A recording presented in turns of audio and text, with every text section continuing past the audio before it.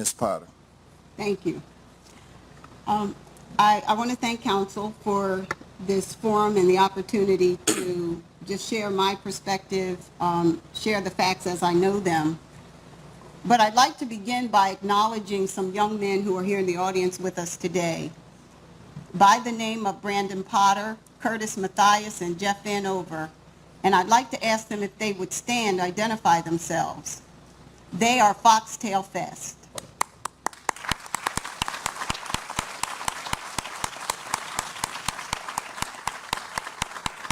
Thank you, guys. These three young entrepreneurs who did an awesome thing for Wilmington should be applauded. They should not be here today facing a public hearing such as this. These three young men did what we ask young people to do. We asked them to go to school. They are graduates of Archmere Academy, Salesianum High School, and the high school in West Grove, Pennsylvania. They hold bachelor's degrees from St. Joseph's University. We asked them to stay out of trouble. Neither of them have a criminal record. They have all walked a straight and narrow line. We asked young people to get involved, to be a part of the community. They did just that. On September 14th, they brought an event to Wilmington that was unprecedented. And you will hear that that event was more than just a party. They brought a first-time music festival to Wilmington that involved a variety of music venues. They gave local artists an opportunity to have their music and their talent featured and appreciated.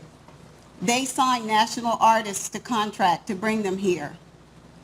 And yet, true to their theme, Party Positively, it was their vision that it would be a nonviolent, a non-incident event. And so it was. There was not one single incident on September 14th at that venue. Their vision was that it would be an environmentally sustainable event that would promote the planting of trees. They introduced to this area boxed water and its environmental benefits. They emphasized recycling. They engaged young people. 72 young people volunteered that day and days before. A total of 1,000 volunteer hours from people aged 16 to 26 who we say won't do anything. They did it free. They provided information that helped young people understand the new health care insurance marketplace, the subject in Washington even today of a potential shutdown. Obamacare. It requires young people sign up and be involved. They included that information among many others at their event. They brought in economic development here, 35 vendors, the vast majority of them from New Jersey and Pennsylvania. Dollars came into Wilmington. They arranged with Philadelphia University to have an intern. This young intern received college credit for working 3 months with the Foxtail team to learn how you put together an event, how do you produce something of that magnitude. They met locally with the administrators of Delaware Technical and Community College, who were so impressed with what these young men were doing that they invited them back, and they will be going back to meet with their Young Entrepreneurs Program, as well to work with a group that they have at Del Tech of young men where they're having great difficulty retaining young men of color, African American and Hispanic. And so these young men were excited to be invited back for that purpose. So this was their vision and their dream brought to life. And I will say what is shameful is this, that not one statement made publicly by our elected officials, by our media, praised these young men for the work that they did. Not once has anyone said, young men, job well done. So before anything else today, I need to say, young men, job well done.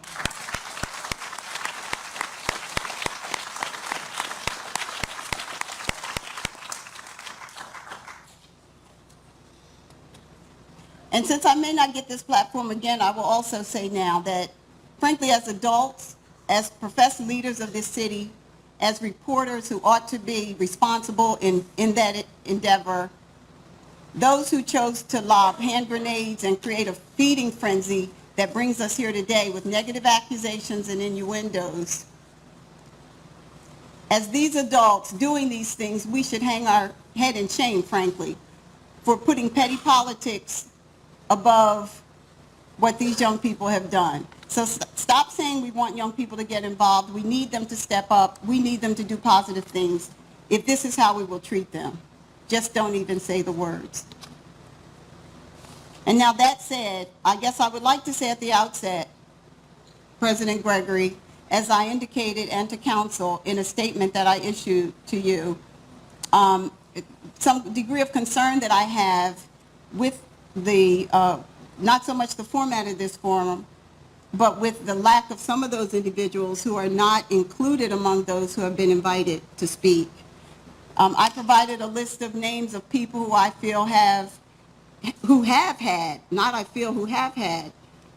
integral involvement and participation in this process, and from whom I doubt that we can frankly get to all the facts without hearing from them. And so among these people, I would just like for the record to identify who they are, who are absent from this process today, but integral to it, are Tiffany Christopher, the special events coordinator from the Office of the Mayor. She's the first recipient of the application from Foxtail Fest. And she administers all of the paperwork and coordinates the Wilmington event planning team meetings. And so how can we have this forum without her here? Tanya Phillips, the manager of cultural affairs for the mayor's office, and Kenny Briscoe, the director of communications, also from the mayor's office. They were at the table for each of the 3 meetings that I attended, and have oversight for various aspects of this. Yvette Rouse, who was is the promotion and event manager for the Riverfront Development Corporation. Yvette called every meeting, to my knowledge, that was held with the Riverfront Development Corporation, and she led every meeting that I attended, all 3 of them. Sherman Lewis, who oversees security for the RDC, present at those meetings. Dan Zier, head of maintenance and cleaning services for the RDC, present at those meetings. Sergeant Tranzu of the Wilmington Police Department, who, if I'm not mistaken, is responsible for coordinating all of the special event jobs and special duty work of all the Wilmington Police Department. So much of this is about the Wilmington Police Department and the deployment of staff. How can we possibly get at the facts without his presence and his involvement?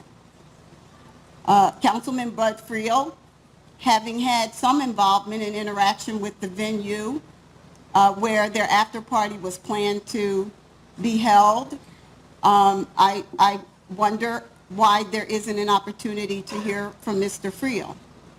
William McKinn of the Wilmington Fire Department, who was also present at the meeting. Samuel Bays with Public Works Department, who coordinated, as I understand, the Public Works fulfillment or provision of services. Corey Farrell, who is the owner of State One Security. He is the source of private security for Foxtail, and he was present at the table for each of the meetings that I attended. Ryan Robertson, who is the owner of Lavish, the club where the after party was being held and to whom Mr. Friel had a conversation, and Mayor Dennis P. Williams himself, the commander-in-chief of this organization, from which all these activities stem. And so why are they not here if we really want to get at the facts? And even Foxtail Fest, I am not Foxtail Fest. I was there as a supporter and someone to be a resource to them, and yet they are not even provided an opportunity to speak here today. So that notwithstanding, I just wanted to make that for the record. And that notwithstanding, I guess I would like to begin to review the facts as I know them, and I will ask for pardon in advance if I skip around a bit. I'll do my best to keep it in chronological order and be as clear as I can. I first want to remind everyone that the looming question that launched this whole situation was, who ordered 20 police officers to the Foxtail Fest? And as far as I'm concerned, that is still very much central, the question here. The allegation initially was made that Velda Jones Potter, mother of the son of one of the sponsors of the event and chief strategy advisor to the mayor, did it. I trust it has become more clear that she did not do that she cannot do that. And so as that became to be clear, I fear that the focus then begins to shift to other issues. So with that as a reminder of the core and central question at hand, I will endeavor to give, as I know it, the chronology of events that happened. Foxtail Fest began their endeavor with this back in March, to which they made application with the Riverfront Development Corp for use of their facility for September 14th festival event. Now, although I was aware of the dream that Brandon Potter and his partners had, I was not involved at all during that phase of their efforts. They proceeded to negotiate and sign contracts, make arrangements for all sorts of the components of their effort. In mid-July, Brandon actually brought forward that they had made huge progress and that they were in fact going to pull this off this year, September 2013. Frankly, I initially had my doubts that you guys need to be looking a year or two out. But their energy and drive, they were determined. And so with that, the reality of the magnitude of what they were about to embark upon registered and resonated with me. And like any mother, the desire to make sure that as they take on, as my son takes on an endeavor that's as large as it is, and with the level of responsibility that is involved with that they have the support and the resources and the assistance to do that. Foxtail Fest met with Mayor Williams, the team met with Mayor Williams in the middle of July. In fact, it was July 19th. And I did not attend that meeting. And so my knowledge of it is limited to what they shared with me, which was great enthusiasm, both themselves and as well what they indicate as enthusiasm from the mayor about this young person's event and young people bringing it to Wilmington. He directed them at that point to, and he indicated his desire to support what they were doing. He gave no specific definition of what that support looked like, and neither did they have any firm preconceived notions. He directed them to speak with Tanya Phillips, to meet with her to understand what they needed to do and what they needed of the city, if anything, and that she would let them know what kind of assistance she could be. And beyond that, she would get back to the mayor if there were any other questions or items for his consideration. And so they submitted their application. They had the meeting and identified with Tanya Phillips the range of things that one would need to do and to have in order to conduct such an event. They ranged from understanding what the permitting process involved itself, how the application process works, the logistics of meetings that would be held, as well as the list and litany of things such as barriers and barricades and tents and bandstands and lighting and staging and all of those other things involved. Again, there was no commitment or nothing specific made.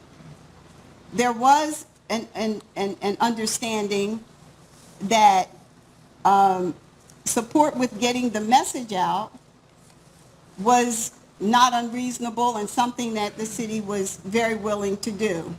That included things such as perhaps a press release and signage and inclusion on the city's website to just let the public know that such an event is going to occur.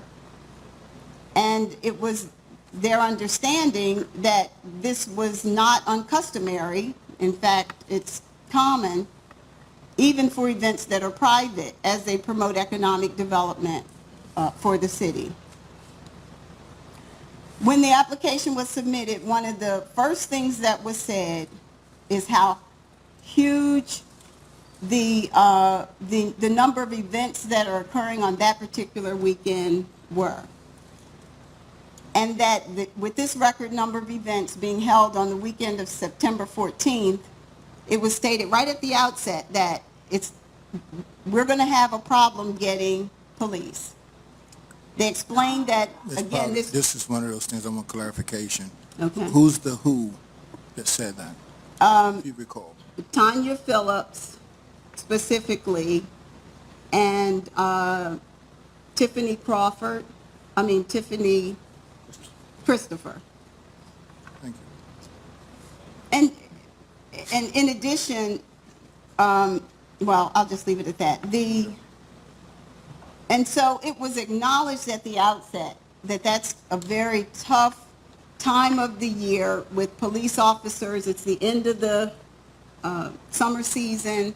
Officers have really worked a lot of long hours with other summer events.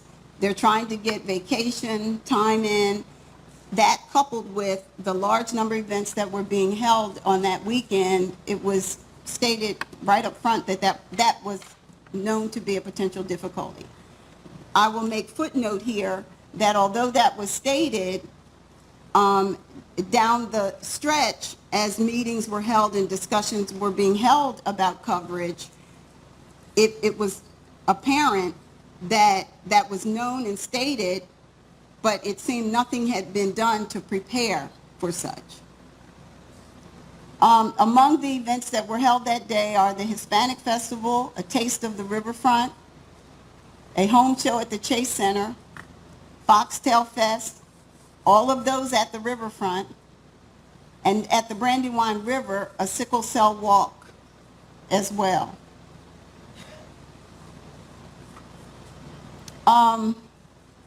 And so the process, I would say, unfolded from there, and the involvement largely was, it was primarily the Foxtail Fest team in communication with the City of Wilmington event coordination staff, with Tiffany Crawford.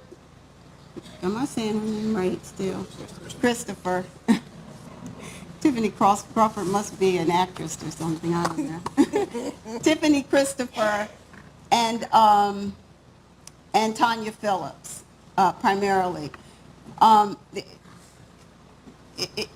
Frankly, it was their experience that they had more difficulty getting a response than one would have expected, and certainly not representative of what has been, I guess, contended, which is that they receive special treatment. I would say the first experience that I recall being expressed was the simple difficulty in getting assistance with getting a press release issued, which was sort of easy and simplistic, and yet you know, there seemed not to be the responsiveness and the receptivity to it, to the point where their social media activity and other self-marketing activities were yielding a lot of response, that they just basically said, we'll just forget that and go it alone. And so giving that sort of as an example, I guess I'll move to the first meeting that I attended, which was August, I don't have the one with the dates on it here. I believe it was August the 12th. And it was a meeting at the Riverfront Development Corporation. And around the table were, by and large, all the people who I named previously, exception of Mr. Friel and the gentleman from Lavish. I believe everyone else was at the table that day. Chief Good was there as well, I believe. And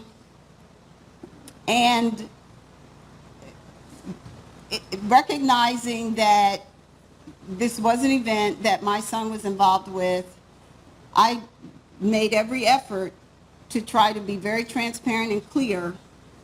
And so I took vacation when I attended the meetings that I attended so that I could operate and function as a private citizen, as a mother, and in support of my son and his team. I further, as I came into each meeting, identified to the people there that I was there not in my capacity at all with the city, that I was there as a private citizen and supporting Foxtail Fest. The discussions generally were about all sorts of logistics and so forth. A key element, even early on, became that of police and security coverage. Foxtail Fest brought with them at the very first meeting Corey Farrell, who is the president of State One Security, as the private security company that they were going to work with for this event. Recognizing that the Wilmington Police Department determines how many officers are needed, and Wilmington Police have the first opportunity to fill that requirement, it was their intent, even if all of the requirements for police were filled by the Wilmington Police Department, that they would probably want to have a couple of private security there anyway, just so that in and around the stage area, it didn't have the appearance of uniformed, armed police, but rather private security. That was their intent. As the events would have, I guess it's a good thing that they did bring that security team with them from day one, and he stayed with them and was there for each of those meetings, because security obviously became the almost total focal point. It was initially identified that in their application that they anticipated having about 5,000 people. They identified that number because that's the capacity of the venue. At that point, the Wilmington Police indicated that they would need 20 officers in order to have that, cover that venue and that number. Ms. Potter, yes. could you tell us who in the Wilmington Police Department indicated they would need 20? Was that be Ms. Sedek, who's at the table? At the table, yes. Ms. Sedek, you're not, if you're not sure. Ms. Sedek or Transu, I'm not sure who it was. You're not sure who it was? Would that have been someone who was at? It was at the RDC meeting. Right. So it was the officer that was at Representing the police department. representing the police department. And I'm uncertain if it's Ms. Sedek or Transu.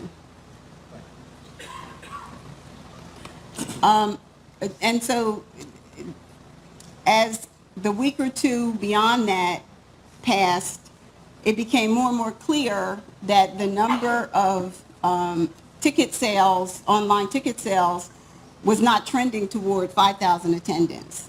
And It was agreed between the RDC and the Wilmington Police who were present and everyone who was there, there was general consensus that, that reaching a 5,000 person attendance was extremely unlikely, and so there was consensus to plan and prepare for less than that. And so the agreed amount in its most optimistic view was that there might be as many as 2,000. Even that was understood to be highly unlikely, but for planning purposes, it was agreed to plan for more and be prepared. With that, the Wilmington Police reiterated even still that 20 officers would be required. At both those occasions, Foxtel Fest was there and prepared to pay for 20 police officers. They were told that they're paid cash at a rate of $46 an hour at the end of the night, and they sat fully prepared to pay that. The way the process works, they were also told with that 20 that if, in fact, the crowd didn't swell or didn't seem to be growing to that capacity, that what they typically do is have 20 show up, and then they will send them home if they see that that number isn't necessary. So ultimately, the police, Sergeant Transu or Macetic, not sure which name, was actually physically there, indicated that they would keep an eye on the ticket sales, and at the same time, they would monitor how things were going with officers signing up. The sign-up process for special events is 2 weeks before the events are posted. So in this case, the 5 events that I listed would have been posted, and officers have the opportunity at their discretion to sign up for which of those events, if any, they want to work. An emergency meeting was called by Yvette Rouse at the RDC for the 12th of September. So it was called on the 11th for a meeting on the 12th in the morning. And the purpose of that meeting was to address the issue of security and public safety at the event. It was communicated at that meeting that only one officer had signed up to work, and that because of that, the event may have to be canceled. So here is, at that point, one young man was present, Brandon Potter. His partners were not there that day, and he's told 48 hours before the event that only one officer has signed up, so you may not be able to have your event. It may have to be canceled. In fact, he was asked, do you have insurance in the event that you have to cancel your event? This team, as you can imagine, had invested in contracts and commitments with national artists, and so this was no small thing to hear at that stage. It's my understanding, I was not in the room yet, I arrived about 5 minutes later. It's my understanding that Brandon responded that that's not an option. And yet nothing was put forward by the Wilmington Police Department present as to what options there might be. The security, Corey Farrell, the security representative with Foxtel Fest, proposed several options.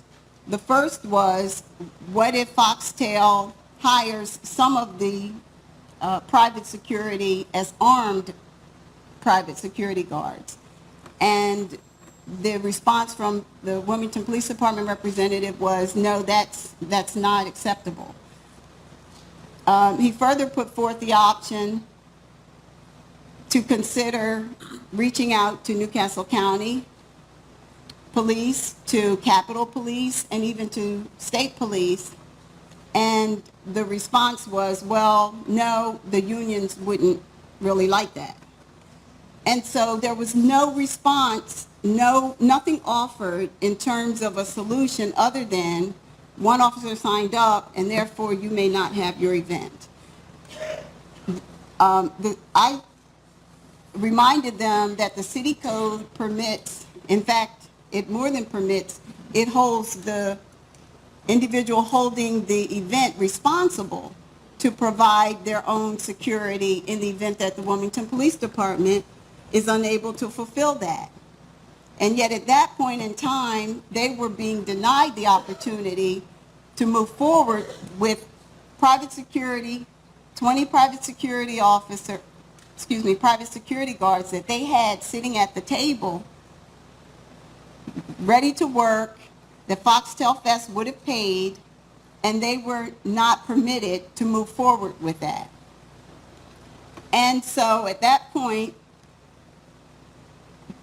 there was clearly an impasse, and there were like deer in the headlights from everybody around that table.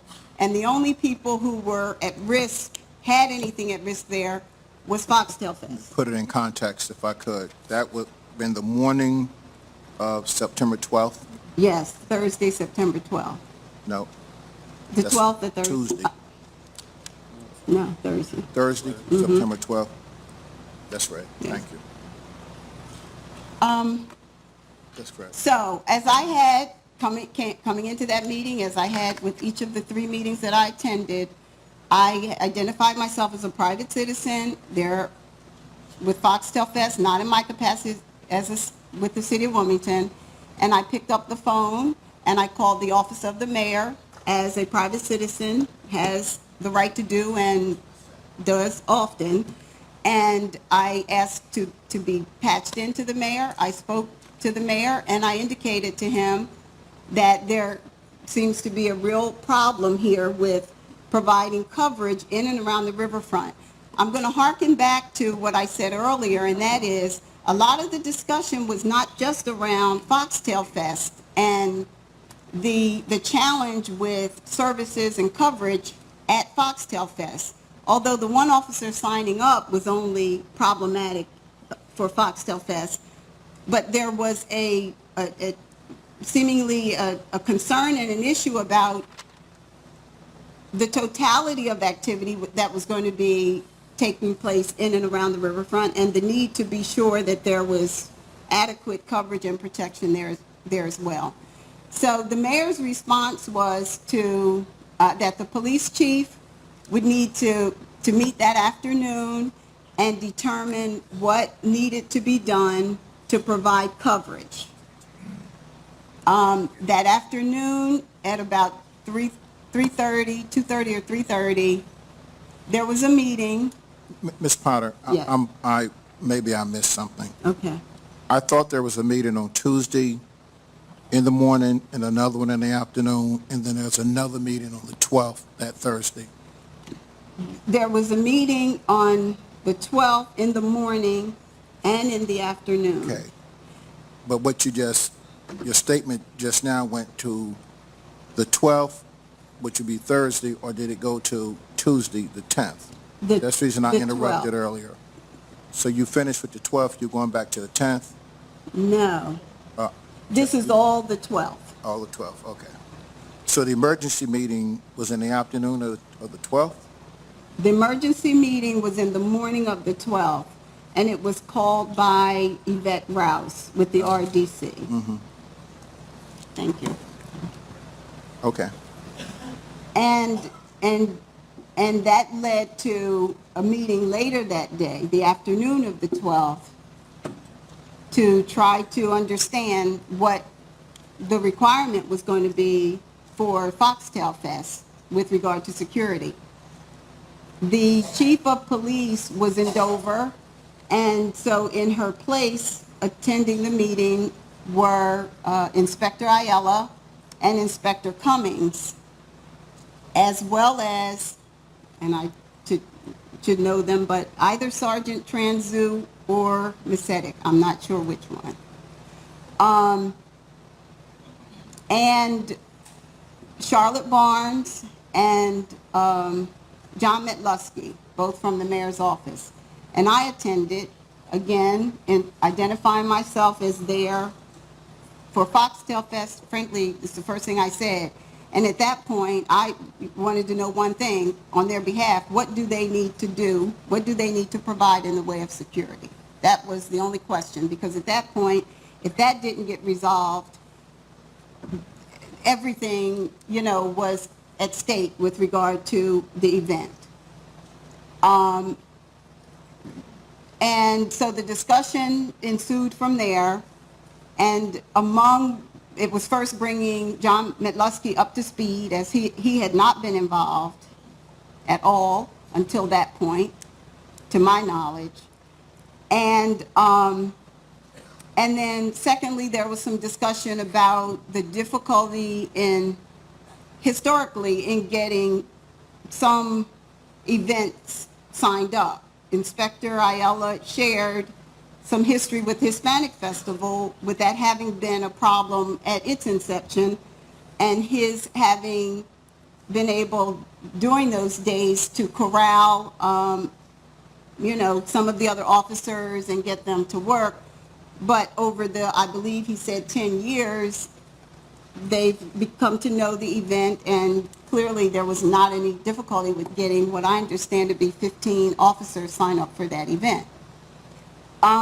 Inspector Cummings then indicated that he actually himself would work the event. So, sort of through the discussion, I think the incentive, the motivation, the desire to work surfaced.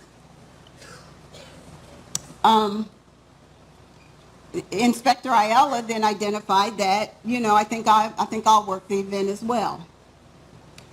That led to what was ultimately the decision by the police present there that Foxtail Fest would get 15 private security guards to work that event, and that the city would deploy 5 officers to work that event.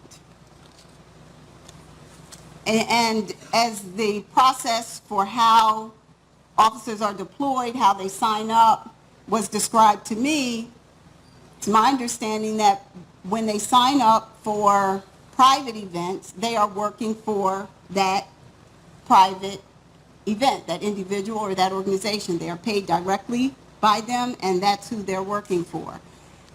But that there are also special duty jobs of a nature that are grid patrols and some other types of city patrol jobs, that they sign up in the same manner. So it's their option as to whether or not and which among them they want to sign up for. But they're working for the city, so they're paid by the city as overtime pay. And it was further explained that because when officers are working as off-duty jobs for private events, they are off-duty, that the chief of police cannot compel them to work for those private events. And therefore, when not enough officers sign up, they can't force them to. So their only option, if coverage is needed anywhere in the city beyond that they deploy them through the city, in which case they're paid overtime by the city. So with that explanation, it was my understanding that Foxtail Fest would be required to hire 15 private security guards and pay for them, and that the city would deploy under its overtime, because that's the only way they could do it. They couldn't compel them to work for Foxtail and be paid by Foxtail, that they would deploy them by the city. When we left the room, that was the clear understanding that I had. On what date? That was on Thursday, September 12th at about 4 o'clock in the afternoon. Because this had been such a, convoluted, confusing kind of dialogue, I double-checked with Charlotte Barnes to be sure that my understanding of that was clear, because what I wanted to be able to be clear with the Foxtel guys was whether or not they needed to have the cash available at the end of the night to pay for the police officers. And I was told no, that 15 hired by Foxtel Fest and 5 deployed by the city. And that was the conversation with Charlotte. Yes. So when, so the event went on, and there were clearly Wilmington police officers there, but that wasn't strange. I expected some to be there.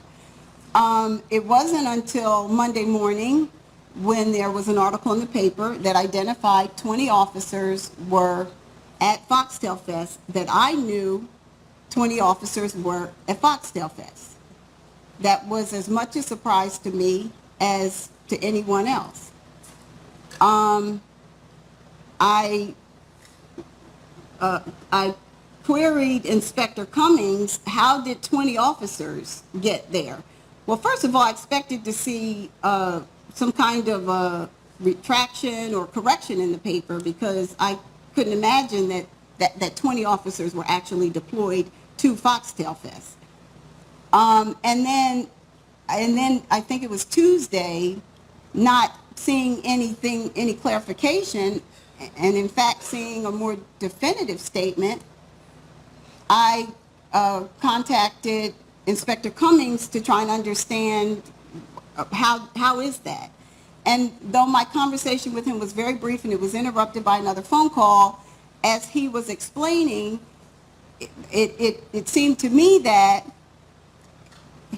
he was of the perspective that those 20 officers were not just Foxtel Fest, that those 20 officers were for the range of special duty jobs, the grid jobs and others that the city has to deploy people for, because not enough people signed up for those as well. And that they were rotating through the riverfront at the Foxtel Fest. That made more sense to me in light of the 15 and 5 that was the directive at the meeting. But I still didn't see any clarification around that in the paper, and to the contrary, it became that 20 were deployed to Foxtel Fest. So my question is, how did 20 get deployed? Who deployed them, and why? Because I had no involvement with that decision or even awareness of it, and neither did anyone from Foxtel. I'm thinking that's the full range of things with regard to that subject. Finish. I think so. Did you have, do y'all have any questions? Thank you for showing up to speak to us this afternoon. I do want to go back on a couple of things. Can you tell me, you were talking about 9/12, there were 2 meetings. It's my understanding that was 9/10, that was 2 meetings. One in the morning with RDC, and the conversation came up then about the lack of police officers. And it was then my understanding that they had a second meeting around 3:30, 3 o'clock on the 3rd floor conference room, where several folks, the chief was called back in from Dover, the 2 inspectors and others was at that meeting. So I was, when you were sitting there explaining it to me, I knew what you were trying to say, and I'm not sure if that's the date that you were really talking about, because when you mentioned earlier before this meeting, you had said the 10th. So I'm trying to think, is it the 10th or the 12th? Because that's important to us, because other folks are telling us the 10th. Okay, well, is it the 10th? Okay, it's the 10th, my mistake. Okay. But for clarity purposes, if you don't mind, there was a meeting on the 12th, Right. but that was the regularly scheduled monthly special events meeting. Okay, which I did not participate So in. you would have participated in the one on Tuesday The meeting with the RDC, in the yes. morning and then the In meeting. the morning and then in the afternoon. And the chief was in Dover, but did not come back to Okay. that meeting. Let me ask you another question, if I may.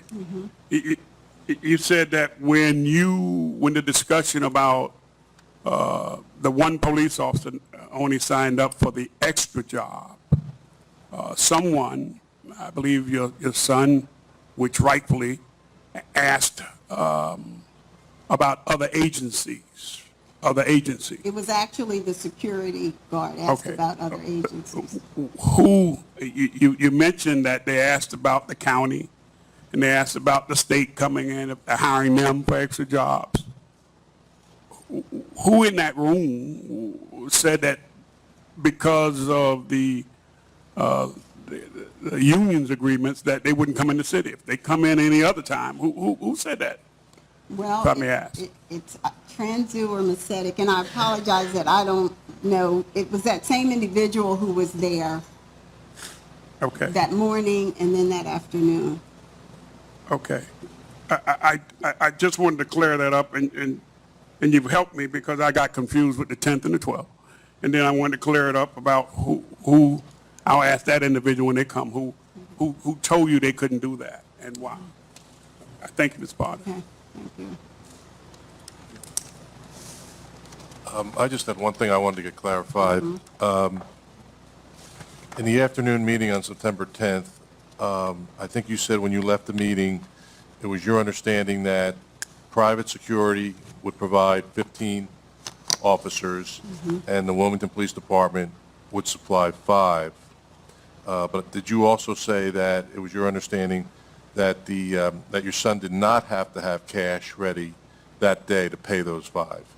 That's correct. All right, so that they were being deployed by the Wilmington Police Department, City of Wilmington. That was my understanding on leaving the meeting, and then that was further confirmed when I circled back to Charlotte Barnes to ask her, was my understanding correct? Okay, thank you. When Ms. Barnes said that, when you circle back to Ms. Barnes and she gave you that understanding, can you clarify what understanding she gave you, that they were they for pay jobs, which is separate from overtime jobs? How was they going to be? The conversation wasn't that specific. So, All you knew was going to be 7 officers there, plus the 15 security at that time.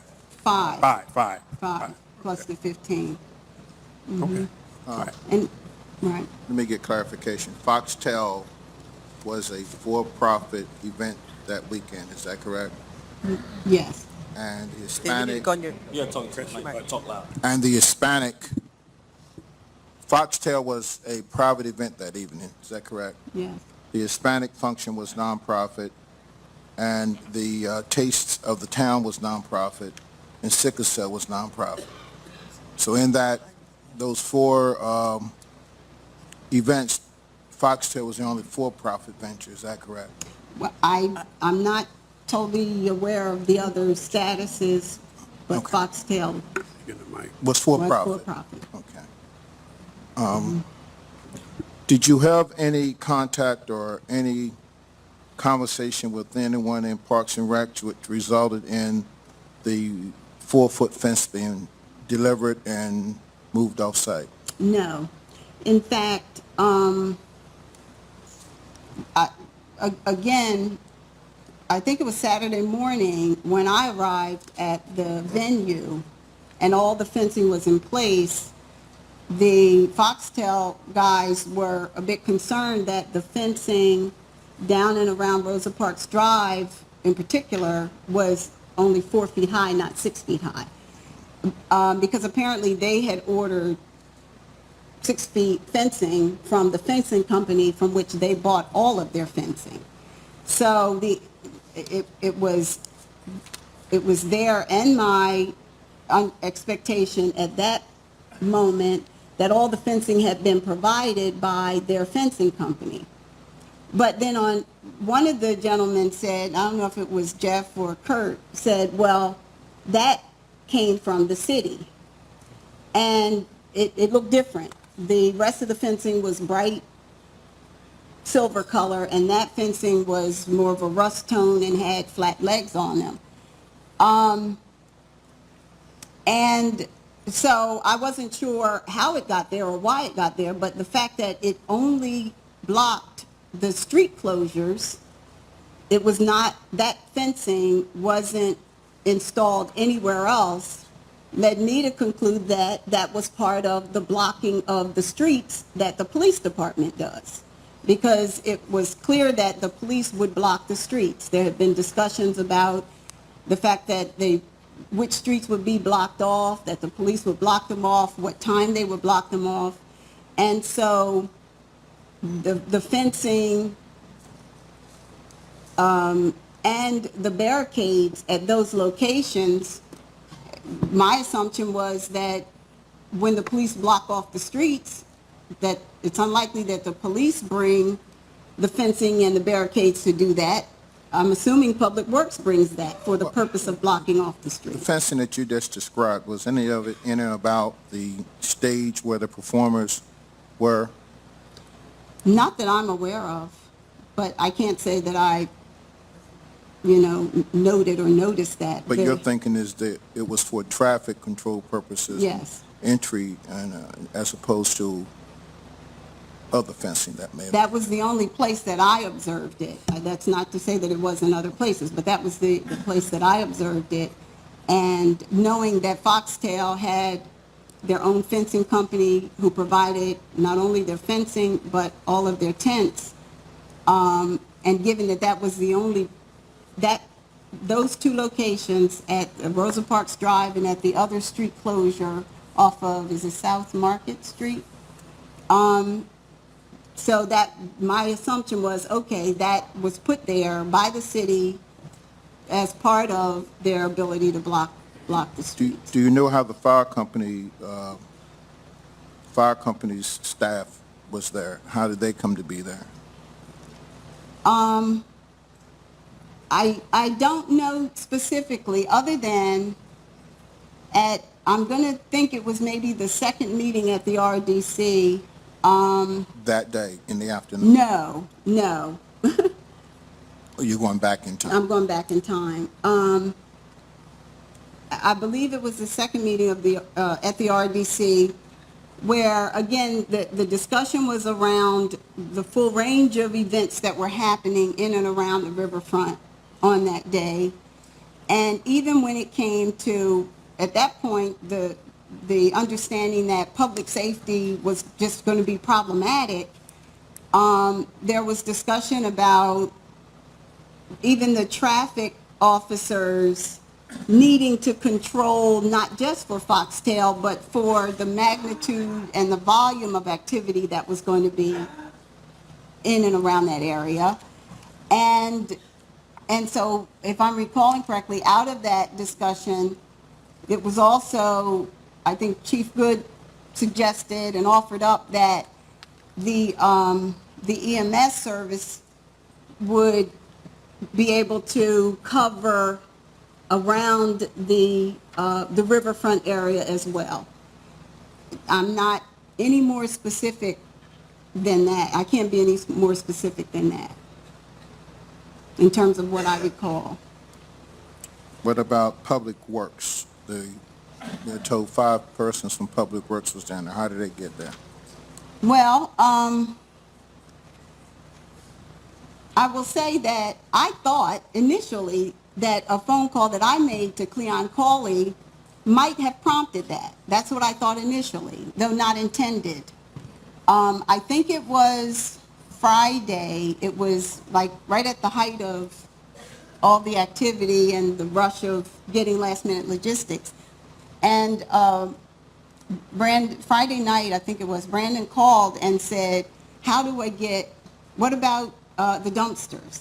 And so I took that to mean that, okay, nothing's been arranged, how do you get a dumpster and so forth. So I called Cleon Cawley and asked Cleon, what's the process for getting a dumpster?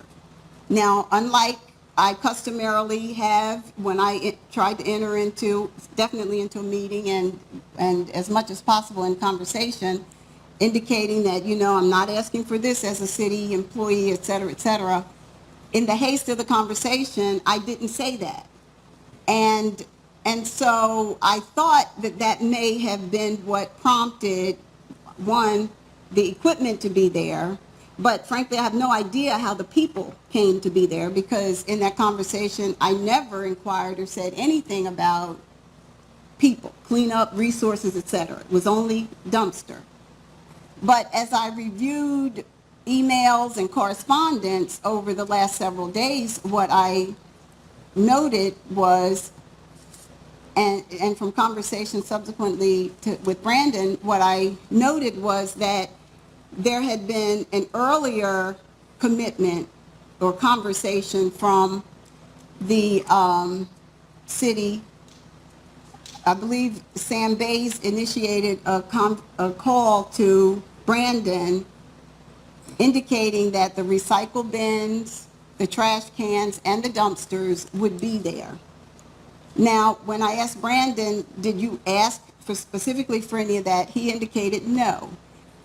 He said those were among the many things that were on the list from his initial conversation with Tanya Phillips. If you'll recall, following the meeting with the mayor, he asked them to meet with Tanya, and they went over all the logistics, the process, including all the various things that would be needed. So those things were listed among them. And frankly, there had been no one at the table from Public Works at any of these meetings at the Riverfront Development Corp. And from, conversations with Sam Bays down the line, he indicated that at the WEPT meetings, Tell us what WEP does, please. The of the acronym. Wilmington Event Planning Team meetings. So those meetings are held routinely. I think it's once a month or once every 2 weeks to review all the events that are coming up. That sort of routine, if it's a block party, if it's no matter what it is. If it's something at the riverfront, then apparently, and this is my first time involved in any way in this process, but apparently if it's at the riverfront, they tend to be larger, more comprehensive events, and therefore they meet separately with the riverfront. So at these routine WEPT meetings, the subject of Foxtail Fest, every time it would come up, and Sam from Public Works would say, well, are we supposed to do anything there? What about Foxtail? Are we supposed, that nobody answered. So there was silence as to what, if anything, they were supposed to do. And this is at the RDC meetings, No, that was at the WEPT meeting. WEP meetings. No one was at the RDC meetings from Public Works at all. So there was seemingly a disconnect and no communication with regard to Public Works, except for the phone call from Samuel to Brandon saying the recycle bin, the trash cans, and the dumpsters will be there.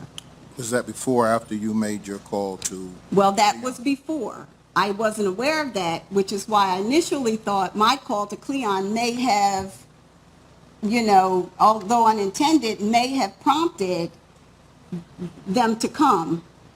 But what I learned when I looked back was it in fact didn't, because on September 10th, there is a communication from Brandon to Yvette Rouse at the RDC, where it indicates that the trash bins, the recycle equipment will be there. And it further says that, and with that equipment, he's told that, I don't know, I guess it's workers come with it. Say that again. Okay. That it's as if it's as if the equipment's coming, there are a certain number of workers that come with it. I'm making the assumption that it's, you know, it's expensive equipment, they want to make sure it's handled properly, I'm not sure. But the people were coming because the equipment was coming. And that confirmation was made on the 10th. Or that communication indicating that was made on the 10th. My conversation with Cleon was on the 12th. Right. You indicated earlier that the mayor indicated that he would provide support. Is that correct? Excuse me. You indicated earlier that the mayor indicated that he would provide support. Is that correct? But that was ill-defined at that time. I'll use that terminology. This was not a partnership with this for-profit venture. No. No. No. And I mean, I think the recognition is that could be nothing. It could be something as basic as a letter that said, hey, you know, this is a great event these young people are doing, and, you know, as mayor, I support seeing our young people do this. It could be nothing or as basic as that. It could be the assistance with a press release. There was certainly no expectation that there would be any sponsorship, any funds, any free resources. There was never any expectation of any resources from the city at no cost to Foxtail Fest. But and there was and none were ever asked for. I accept that representation, but some happened. Public Works, Parks and Rec, possibly the police. We have to clear that up. And that would be on the decision and at the explanation of the decision makers and the directors in those departments, because there was none requested by Foxtail Fest and none expected. Now, let me ask you this question. You indicated that whenever you made contact with anyone in your involvement in this, you made it clear that you were doing it as the mother. Is that correct? Well, I said as a private citizen. I really didn't Citizen. say as a mother. But I'm fine with that. Right. I apologize. My That's intent was okay. not to do that. But in distinguishing from them looking at you as being there as a person in your official capacity, that's correct? yes. Does anyone have any questions from the audience? I'm listening. Go ahead. If I'd just like to point out one more thing with regard to the public safety representation, because from my perspective, it's a bit perplexing. The city code gives as a guide, for every 100 people attending an event, there should be one officer. And while that's not a one-for-one hard and fast rule, it's generally sort of what's used as a guide. So at 2,000 people expected to attend, 20 officers is what was originally told would be needed. Again, Foxtail was fully prepared to pay for 20 officers. They were fully prepared to pay for 20 private security guards. And they did, in fact, when they were told to pay for 15, paid for 15. However, at the day of the event, there was at no point in time more than 600 people there at any one point in time. And yet there were 20 police officers, I'm told, plus 15 security guards, 35. And it's rather mind-boggling why that would occur. Why 20 officers would be deployed when there are already 15 security guards there? And if they were deployed, why would they leave them there when the crowd certainly didn't warrant it? Mr. Corley is going to be making a statement you agree that he's the director or commissioner of public works, is that correct? Yeah. Did you have a question? Okay, you flinched. Okay. Does any council persons have a question? Does that prompt anything from council persons? Yes. We can't hear you. Oh, boy. Does that prompt any questions or comments from council persons? Mr. Chakwocha. Thank you, Mr. President. Ms. Powder, as you know, earlier in the summer, I had was through my nonprofit was sponsoring an event, and it became very chaotic in terms of partnerships with the city. And this was an event that had previously been in partnership with the city, and it was about a lack of services and just a lot of chaos come from that event. And I'm sitting here listening, and I'm hearing about nonprofits events having so many events on the riverfront that weekend, but then a for-profit event. And it seems, at least from what I'm hearing, it seems like the for-profit event received some special treatment. And I'm wondering, is that the sense that you were, to me, that's what I'm hearing. And if someone who's labored my life in nonprofit, it sounds that way to me, that this for-profit venture was receiving some preferential treatment. Well, I'm not sure how you arrived at that. This for-profit events experience was as chaotic as yours, because I'm familiar with yours. I'm familiar somewhat with some others, and the last minute communication around what's going to be available, what's not going to be, whether police are going to be there, all of that has been, I would say, it's symptomatic of a process that is experienced by anyone who is navigating the event management process. I don't know where the special treatment comes in. The Foxtel didn't ask for anything. I guess what needs to be understood is who made decisions about whatever was done. I mean, that's all I can say to that. Thank you. Okay, thank you. You have a question, Mr. Ray? Yes, Mr. President, thank you. Just for clarity for me, I had this document in front of me regarding the time that we're estimating Public Works put into this event. Are we including the amount of labor put into putting up the hard fence? Public Works will be here. Public Works, I said, right? We're gonna ask Public Works that question. You can't. She doesn't I'm not know. speaking to you. I can't. I'm not. It's a committee of the whole, so I don't speak to you in that regard. What I'm saying to you is Ms. Powder can't answer that question. Public Works is gonna answer the question. Right, I wasn't asking her, but I was just saying because the document that's in front of me. Okay, I'll wait. He's I'll gonna wait. make a statement. Okay, all right. To that statement. Understood. Thank you. And President. you know, Yes, Ms. okay. Wilson. Yeah, I mean, if I can say, I mean, this organization came prepared to pay for everything they were told they needed to pay for, and they did pay for everything they were told they needed to pay for. They paid for private duty security. They would have paid for 20 if they had been told to pay for 20. They were told to pay for 15, and that's what they paid for.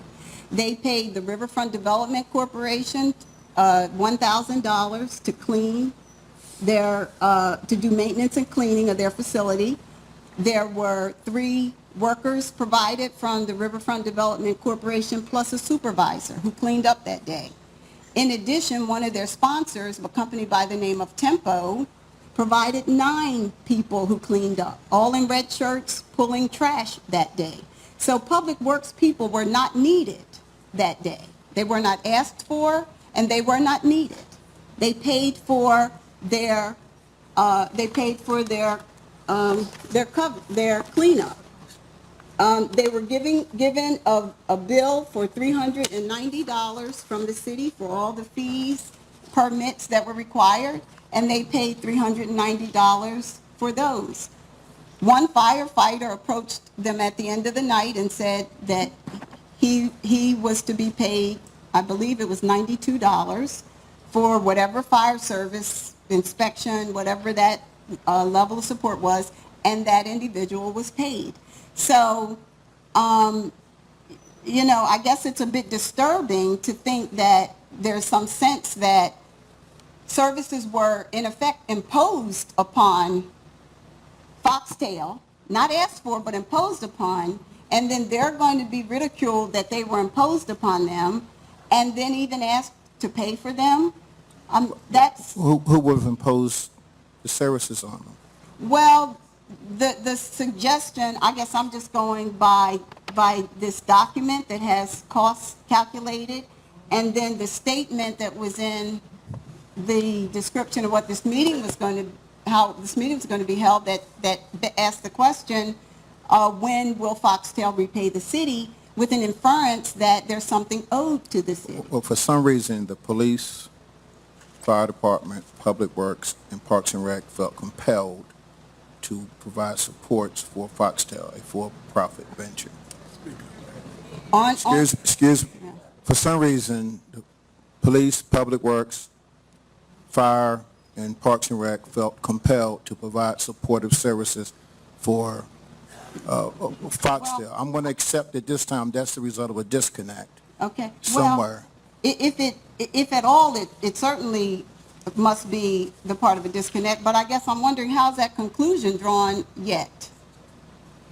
I mean, But how? you said it was imposed. I just picked up on what you said. But Right. we'll figure it out how they got there and for what reason, Mr. Frill. Then we're going to move on. Yeah, Okay. just one additional question, Ms. Potter. When we talked earlier on the September 10th afternoon meeting, you said your understanding was, once again, that private security would supply 15 and Wilmington Police would supply 5 officers.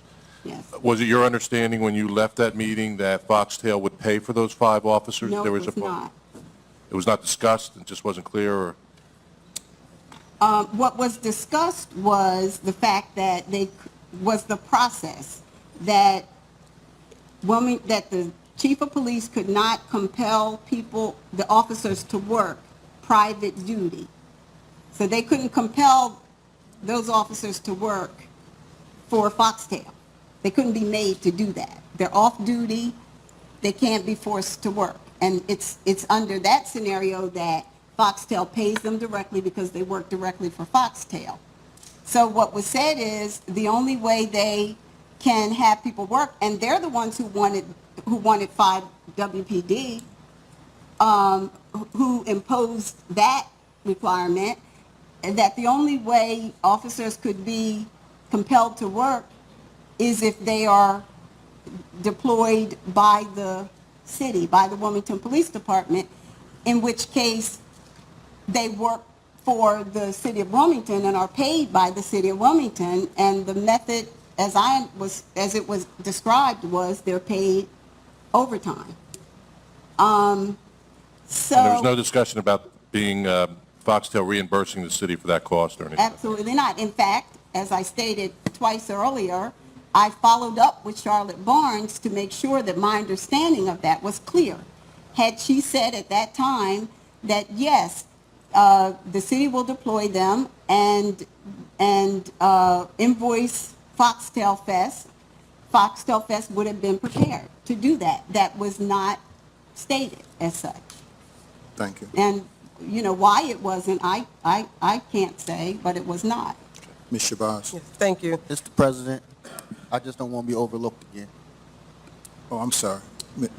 She can Mr. go. Brown, I you just can don't go. want to. Ms. Shabazz, go ahead. Okay, I have a document in front of me, request for special events permit approval, that was dated July 31st, and I'm not kind of clear on some of the indications on it, so you mind if I have a couple of questions? It showed that it was received by the city of Wilmington, wept on July 30th, and there's things that were indicated that were requested for the event. Could you explain to me the requests, did some of these requests change as it progressed? Or it just explain to me the standard, the situation of the request? Because you asked for the bandwagon for 7 hours, you asked for fencing and barricades. Well, I can't explain that because I didn't submit that document. Foxtail, were they given an opportunity to speak, would have been able to. It also asked for tents.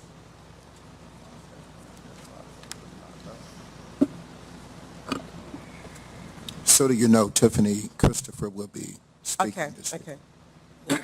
But what I will say is, and again, Foxtel would have to express that specifically, what I would gather is at the outset of an event, the full spectrum of things that are involved in putting on an event would be identified. That what's not available would be, the event producer would be told that's not available. And what is available but is for a fee would be told it's available, but there is a fee. And none of that was communicated. So, Thank you. Darius, I'm sorry. Thank you. Ms. Potter, I'm over here. oh, I'm sorry. Your voice is scary. Could you tell us what your official title was within the administration? Chief Strategy Advisor. And was there any staff that you had direct oversight for with that position?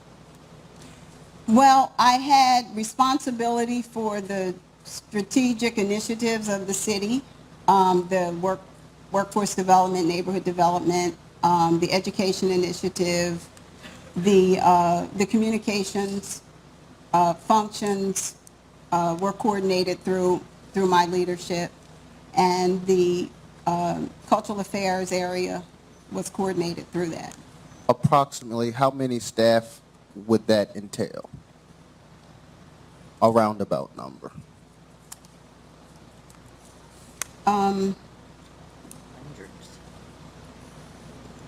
Eight.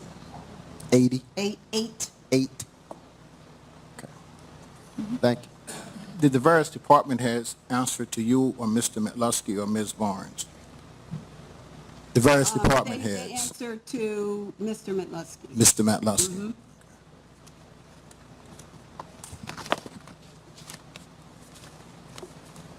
Thank you. One question, Okay. one Oh, question. you have a question? I'm sorry. Mrs. Jones Potter, just really quickly, thank you for coming in today. Okay. Since the department heads answer to Chief of Staff's Mr. Matt Lusky, I guess this would be an assumption.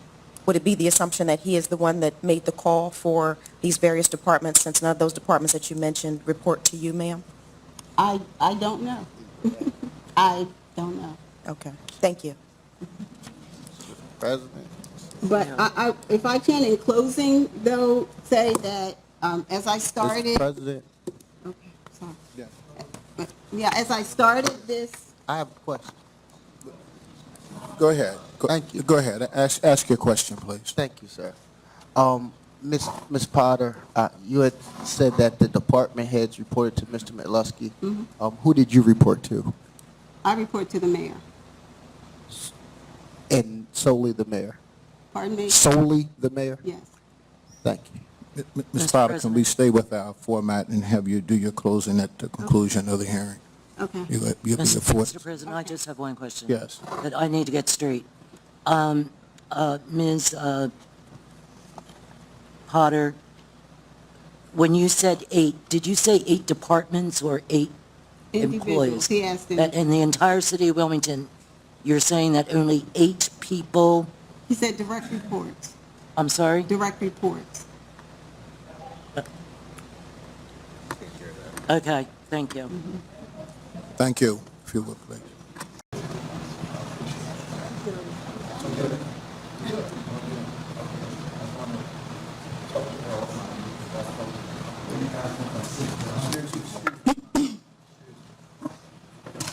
Okay, so thank you very much. And I want to thank everybody who stayed, especially all the guys who are still here. I would like to clarify, I think, 3 points that were made, and then just make a very, very brief statement. The hour is very late, and I respect that.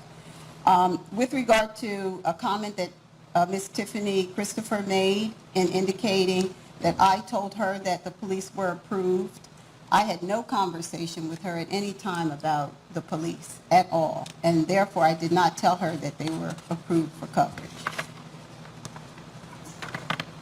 I thought I had 3.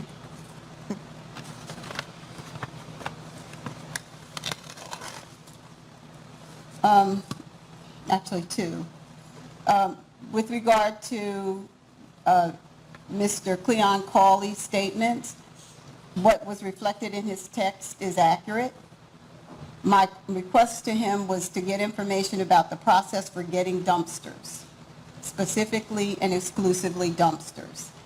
And as that was reflected in the text, I had no request or anything related to people, staffing, personnel, et cetera. And so in closing, I would offer a couple of things. I think it's rather apparent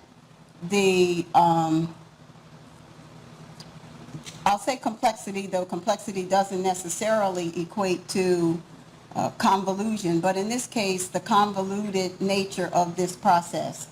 I believe it has been fraught with error, and I believe it has created a considerable amount of miscommunication among the various parties involved in the process, and I think that has only served to contribute to a lot of what has led to decisions being made down within the organizations, assumptions having been made with regard to what the expectations were.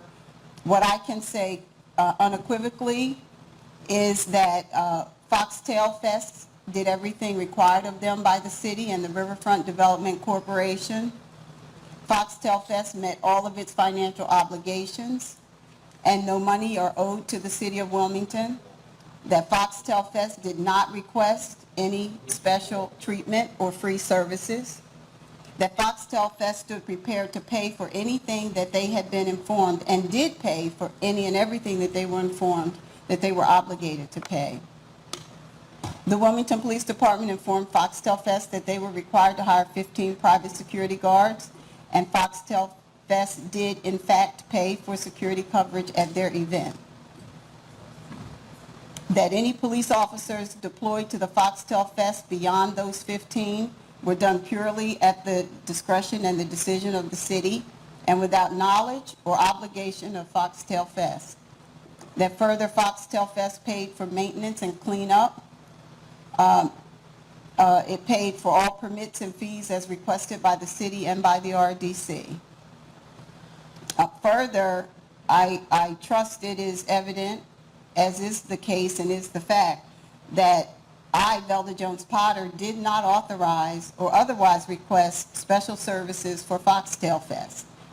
That I did not give the order to deploy the Wilmington police officers to Foxtail Fest, nor could I have.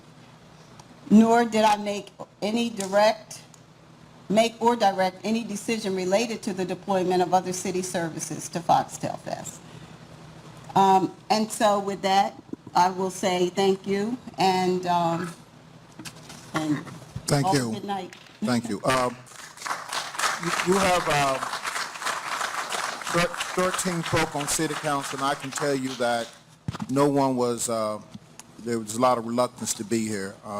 But we discussed and debated what's the proper venue for airing this very public matter. You could have hired a lawyer, and they would have cost the city $150,000, $200,000 to do what?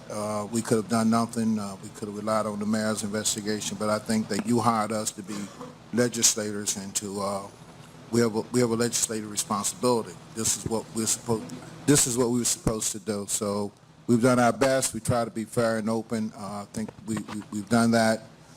We don't have any authority or power to do anything with respect to employees or non-employees' conduct. We can, as Ms. Potter indicated, evaluate what happened, debrief and assess and determine if the system should work better. But all the decisions as to what should or should not be done to various persons in this process comes from the mayor's office, not here. They're not the employees of city council. So at this point in time, each council person, if they choose to, can have a 2-minute comment. No, not now. Go ahead. You all want 2 minutes, 2 minutes, 2 minutes? You want to end up here? No? Yes? Mr. President, I'm going to be very brief. I just wanted to take a moment to commend the young men for, as Ms. Velda Jones Potter said, a job well done. I don't want to dwell on it too much, but again, like I said, I want to just commend the young men. And they did what they were asked to do. Be good citizens, have an entrepreneurial spirit, and have a successful event. So for that, I say job well done to those young men. Mr. President, Ms. Shabazz? Mr. President, I would like to just say that I never, in my participation in this, was it ever, was the event's purpose or its accomplishment ever a target of my efforts, or I believe that of the council to this. And as normally, we older adults get all mixed in the muckety-muck when our young people try to do something. And I think what the young men did was commendable. Their mission was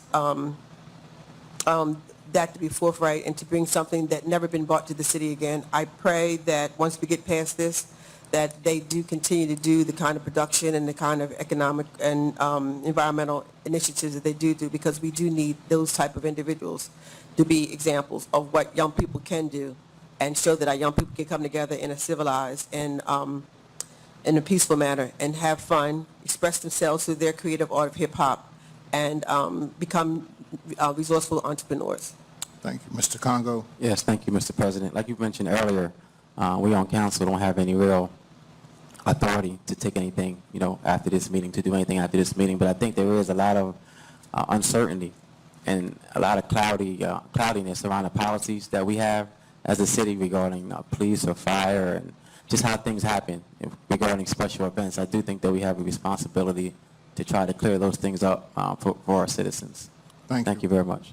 We'll work on, again, we had human error and systemic error, in my opinion.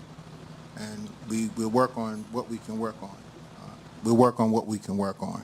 But again, I think I want to emphasize that to a person, man and woman, sitting here or that have sat here, not one person really was anxious to get here this evening to go through this process. Not one person that I talked to on this city council. So it's been very painful for us. It's stressful for us. We have lives. We have families. But we were elected to do this among other things as they come up. So we did what we had to do. Ms. Gebauer. Yes, I just want to thank every department that came out tonight, the people that waited. Certainly has been a long night, and the people that stuck it through to listen to this. And of course, that it's not personal. This is our job. This is what we were elected to do. And I'm glad that we have a council that takes their job very seriously and the trust that the public has placed in us. Certainly, I, being an entrepreneur, will always commend the entrepreneurial spirit. We encourage that. It's always a blessing to see young people take initiative to do something positive. And obviously, the credentials of these three young men are outstanding, so I wish them the best as they move forward. And again, just very sorry that this had to happen the way it did. And yes, it has been a painful process for everybody. But that the citizens of Wilmington know that we are here to represent them and we've been entrusted with a job and that we're doing it. And thank you for your leadership. Mr. Brown. Thank you, Mr. President. Just want to commend Foxtel Fest for a successful event. I do listen to hip-hop, so I'm glad that they brought the people that they brought here. And MGK, it was not just for individuals my age, but many younger people in our city were excited about it. When you look at the coverage and the actual attendees of the event, it represents the diversity that we have in our city. And hopefully that they will continue to do the events that they do and have great success with them and bringing them back to Wilmington as annual events. This has been an unfortunate circumstance that we've gathered here tonight, and that over the past 2 weeks we've read about and heard about, and phone calls have been made, so on and so forth. And I'm just hoping that we can move forward because all of the individuals that have been involved and are good-willed people. They are Wilmingtonians. They're homegrown. They've committed and given so much to this city. And so I want to thank them for their service tonight, but their service over the many years that they've given to this city. Thank you. Mr. Chukwuocha, you have something? Thank you, Mr. President. I just echo many of my colleagues' statements about, of course, the young men and their efforts, but also would like to just commend you in the senior leadership on council, because as a a new member of council, I think this was a very appropriate way for us to try to do some fact-finding. And it has been very helpful to me to help point out some of the issues that are really behind that led this to happen. Thank you, Mr. President. Thank you. Mr. Brown? Yes, give an honor to God who was ahead of my life. I want to say that this has been a trying process for me, but as I've said on the floor earlier last month, this month, that I want to commend those young men again and not for them to give up, keep on striving. And last but not least, Mr. McAlory, I'm serious. I'm the public safety chair, and I will exercise this right, 200-2-400, the 405, saying that I can compel. I will call a special hearing and swear him in, and anybody like him, so we'll get to the truth if the truth hasn't been told here tonight. Thank you. Mr. Frill? Thank you, Mr. President. I don't think this was ever about the three young men who organized this festival. As Ms. Potter explained what they went through early in her comments, you had to be impressed with how much they pulled off in such a short period of time. And I also think Mrs. Potter was a very proud parent who was trying to help her son out when they were trying to get this festival to the finish line. However, I do think, as she may have tried to draw a distinction between being a top administrator in the city and a parent, the folks that she was meeting with, other city personnel, clearly viewed her in those meetings as a top director for the city of Wilmington. And I think those lines got clouded. I think there still has to be a discussion, because we owe it to the taxpayers, of the cost of the services that were supplied to this for-profit event, and how we're going to recover those funds for the city of Wilmington. Thank you. The human error in this process I characterized in the newspaper as a misstep, and I haven't heard anything tonight that would take me beyond a mere misstep. But we do that in life. We're human beings. We're not ants. We're not rabbits where everybody know where they're supposed to go. We have choices, and we too make errors as human beings. But we're second chance people. We move on, and unfortunately, we live in a glass house in public life. I've lived in it since 1979, and when what happens to other people in their jobs is done and over with and gone. You don't hear anything about it. What happens to us in our jobs and missteps, it's a public airing. So, it is what it is. A bittersweet role that we have to play. I want y'all to know how this came to our attention, and I'm going to leave this alone. Mike Brown at the Hispanic Parade, the police were walking up complaining about overtime and having to work a hip-hop. That's what it was all about. I went to court on Monday, and I have people walking up to me saying, why would you have all those police officers down there at that function when you had nobody there? Like, what are you talking about? That's what it was all about. So we come back to the office, and I don't know about his conversation on Sunday. He doesn't know what we start talking. And then all of a sudden you say, wow, this thing just mushroomed, and we're looking at one another dumbfounded, and it's like, I don't want to touch it. I don't want to touch it. And he said, well, somebody got to do it, because that's what we got elected to do. So we did our job. Thank you all very much. The meeting's adjourned.